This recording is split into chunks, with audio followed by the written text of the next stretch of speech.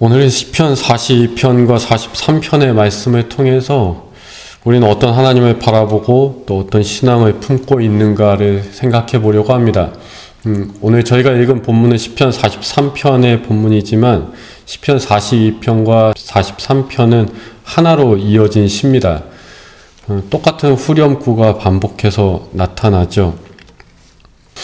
시편 42편, 43편의 기본적인 정보부터 먼저 말씀을 드리려고 합니다. 이 시에서 시인은 뭔가 하나님의 집에서부터 멀리 떨어져 있는 상황입니다.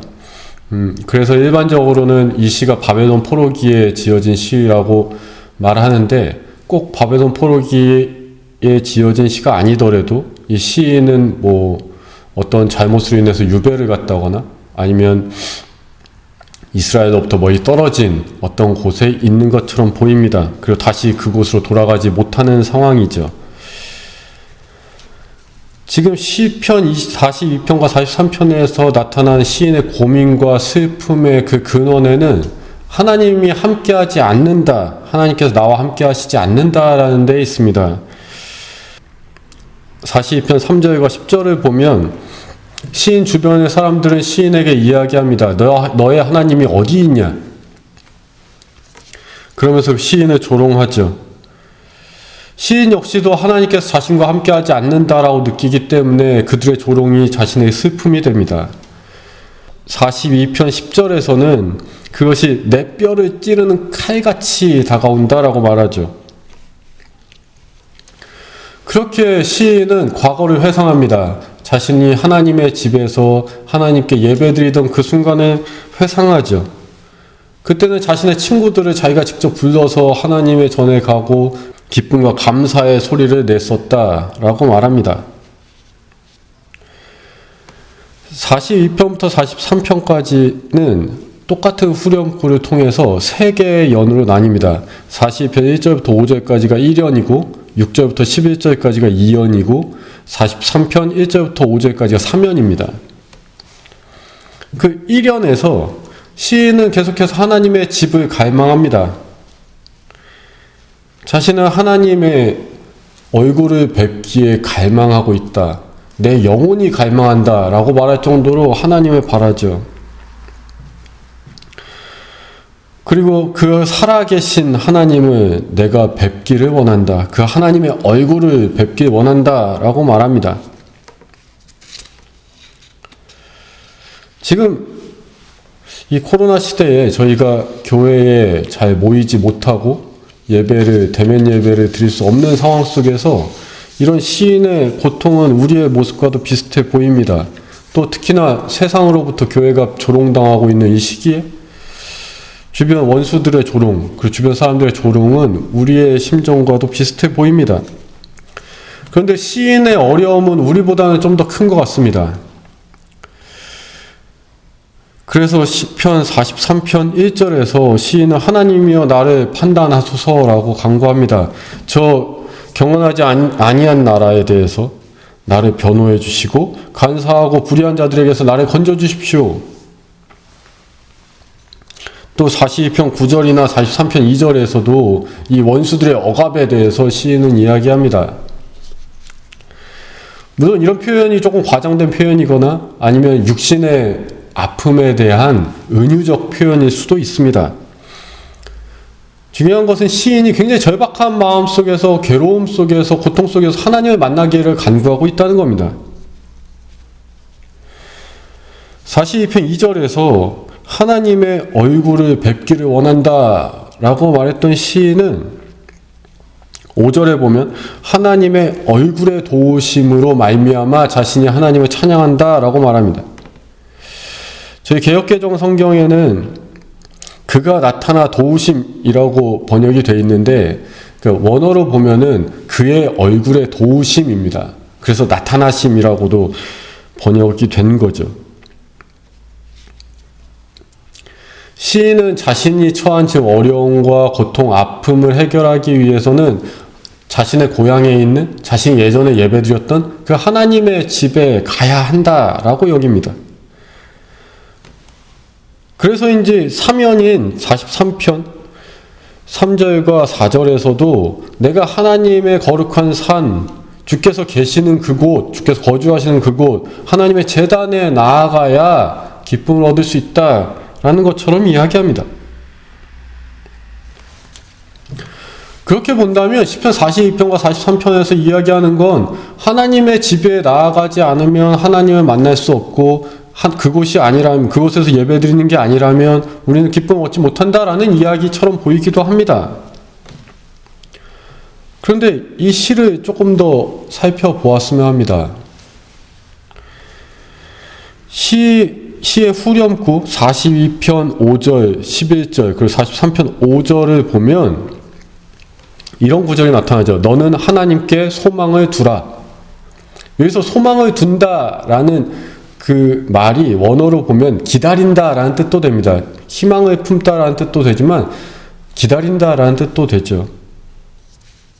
너는 하나님을 기다려라. 이게 조금 어떻게 보면 좀 이상하죠. 하나님의 집에 가서야 하나님을 만날 수 있는데 시인은 지금 하나님 집에 갈 수가 없는 상황이죠. 근데 어떻게 하나님을 기다립니까? 없는 하나님을. 아니, 소망을 품는다 해도 계시지 않는 하나님을 통해서 어떻게 소망을 품겠습니까? 42편 9절에서는 하나님께서 나를 잊으셨다라고 이야기하고 43편 2절에서는 하나님께서 나를 버리셨다라고 이야기하는데 그런 가운데 시인은 어떻게 기다리면서 희망을 품을 수 있겠느냐 말입니다.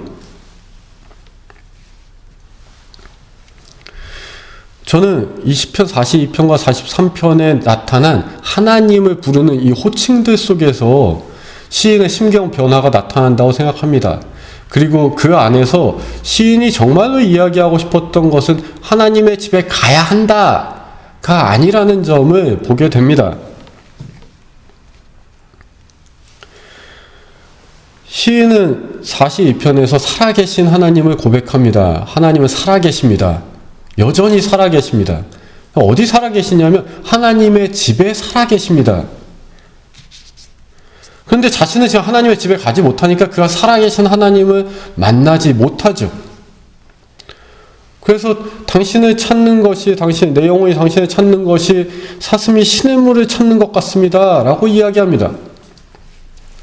그런데 이 연이 시작되면서 42편 6절이 시작되면서 이 이야기의 분위기가 바뀝니다. 42편 6절에서 시인은 여전히 하나님을 회상합니다. 자신이 예전에 만났던 하나님의 집에서 만났던 그 하나님을 회상하죠. 그런데 그 순간에 하나님의 파도와 물결이 그를 휩습니다. 그 깊음까지도, 깊음의 깊음까지도 억압하는 그 하나님의 파도와 물결이 시인을 뒤덮죠. 시인은 시냇물을 찾았는데 하나님께서는 물결과 파도로 그를 덮어버리십니다. 그 순간에 시인은 고백합니다. 낮에는 하나님께서 그의 인자하심을 베푸시고 밤에는 하나님의 찬송이 나와 함께 있다. 그리고 말하죠. 생명의 하나님께 기도하리라. 이 생명이라는 말은 삶이란 뜻도 됩니다. 나의 생명을 살리고 계신 하나님, 나의 삶에 함께 하신 하나님을 내가 이제 기도한다. 시인의 고백이 바뀌는 겁니다. 하나님의 집에 살아계신 하나님에서 이제는 내 삶에 함께 계신 하나님, 내 생명을 여전히 지키시는 하나님으로 변화되어 가는 겁니다. 그럼에도 여전히 시인은 억압하는 이들로 인해서 힘들어하죠. 그런 고백을 한 이후에도 시인은 9절에서 이야기합니다. 내 반석이신 하나님, 어찌하여 나를 잊으셨습니까? 내가 어찌하여 원수의 압제에 억압으로 말미암아 슬프게 다닙니까? 그리고 또 여전히 주변 사람들은, 그의 원수들은 그를 조롱합니다. 네 하나님이 어디 계시냐? 하나님의 그 물결이 덮인 이후에도 시인은 살아계신 하나님을 고백했지만 여전히 주변 사람들로부터 그런 소리를 듣게 됩니다. 네 하나님은 어디 있냐? 그때 이 11절에서 시인의 마음이 조금 변화됩니다. 행동이 변화되죠. 앞서 5절에서 내 소망을 두라 하나님의 그가 나타나 도우심으로 말미암아, 그러니까 그의 얼굴의 도우심이라고 말했었죠. 11절에서는 이게 바뀝니다. 그의 얼굴의 도우심이 아니라, 그의 얼굴이 나타나 도우시는 게 아니라 나의 얼굴의 도우심으로 바뀝니다. 히브리어로 보면 바뀌죠. 저는 이것이 5절과 대응하여서 내가 하나님을 바라보게 되었다는 고백으로 읽습니다. 하나님께서 얼굴 비추시기만 해, 그 성전에서 얼굴 비추시기만 해 바랄 때의 시인은 여전히 힘듭니다. 하나님이 자신을 덮으셨고 삶의 하나님이라 고백했음에도 불구하고 여전히 원수들로부터 조롱당한다고 생각합니다. 여전히 슬픔 속에 걸어다니죠. 그런데 이제서야 시인은 자신의 얼굴을 하나님께 돌립니다. 그 이후에 43절에서는 더 이상 자신을 조롱하는 이들의 목소리가 들리지 않죠. 조롱한다 해도 그에겐 의미가 없는 겁니다. 그는 이미 하나님께서 함께 하심을 깨달았으니까. 자신이 얼굴을 돌릴 때 하나님이 그곳에 계심을 알게 되었기 때문에 하나님 어디 있냐라는 사람들의 조롱은 의미가 없는 겁니다. 그래서 한 가지 이야기가 또 바뀝니다. 42편 9절에서 어찌하여 나를 잊으셨습니까? 어찌하여 내가 원수의 압제 때문에 슬프게 다닙니까? 라고 할 때 이 다닙니까? 라는 말이 할라크라는 히브리어인데 그냥 걷다라는 뜻입니다.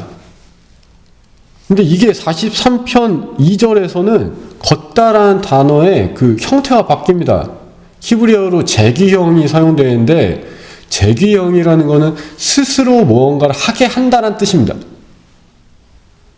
스스로 내가 스스로 나를 걷게 합니까? 라는 질문으로 바뀝니다. 저는 여기에 시인의 깨달음이 있다고 생각합니다. 원수의 압제로 인해서 슬프게 걸어 다니던 것을 시인은 자신이 하나님의 집에 가지 못하기 때문에, 하나님을 뵙지 못하기 때문에 내가 이렇게 슬프게 걸어 다니는 겁니다 라고 이야기했었습니다. 그런데 하나님을 바라본 이후에, 자기가 스스로 하나님을 바라본 이후에 이제 다시 보니까 하나님이 없어서, 하나님이 안 계신 것 때문에, 하나님 때문에 내가 그렇게 걸어 다닌 게 아니라 자기 스스로가 자기를 그렇게 걸어가게 만들고 있었음을 보게 된 겁니다.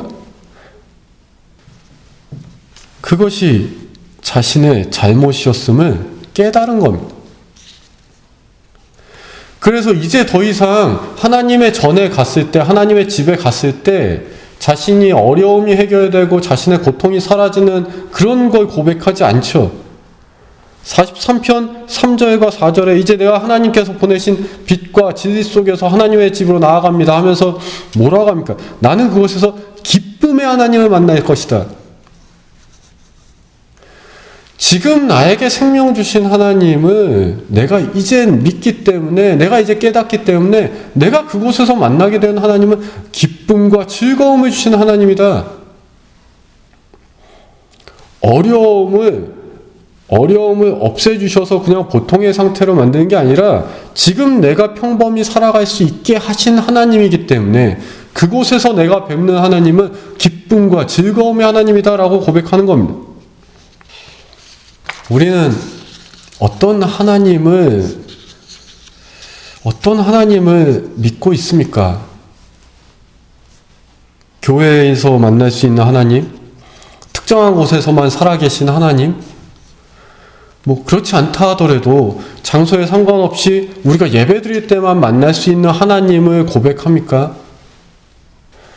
시편 42편과 43편에서 시인은 자신의 삶에 어려움이 닥치자 하나님께서 이곳에 없다 하면서 괴로워했습니다. 그래서 과거를 회상합니다. 계속 하나님의 집에서 나 참 행복했는데. 하지만 그는 깨달았죠. 언제 깨닫습니까? 하나님께 자신의 얼굴을 들었을 때 깨닫게 됩니다. 하나님이 나를 봐주시기만을 바라다가 그제서야 하나님의 얼굴을 자신이 바라보게 되고선 깨닫는 겁니다. 하나님은 여기에도 나와 함께 하셨구나. 하나님은 지금 이 순간에도 나와 함께 하셨구나.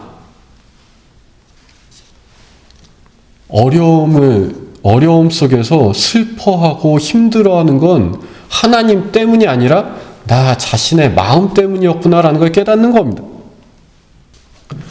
우리도 마찬가지일 겁니다. 우리 삶에서 어려움이 있었을 때, 힘든 일이 있을 때, 왜 하나님은 날 도와주시지 않나? 왜 하나님 안 계신가? 고민하고 슬퍼할 수 있습니다. 그런데 그 순간에 여러분 자신을 돌아보시기 바랍니다.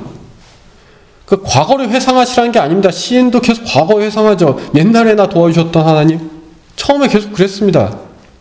근데 그게 아니라 지금 이 순간에 내 생명 살리시고 지금 이 순간에도 나에게 기쁨을 때때로 허락하시는 그 하나님을 바라보시라는 겁니다. 그때 여러분도 여러분의 삶의 하나님을 고백하게 되실 줄 믿습니다. 삶에 함께 하시는 하나님을 고백하기에 그 하나님으로부터 기쁨과 즐거움을 얻으실 줄 믿습니다.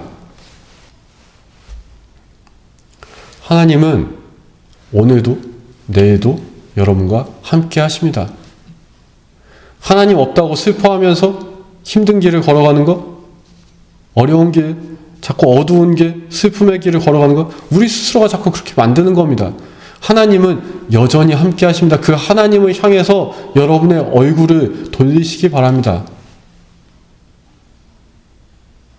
그 하나님을 느끼시기에 오직 기쁨과 즐거움이 가득한 여러분 되실 줄 믿습니다. 오직 그 하나님의 은혜 속에서 하나님을 찬양하며 감사의 삶을 살아가게 되실 줄 믿습니다.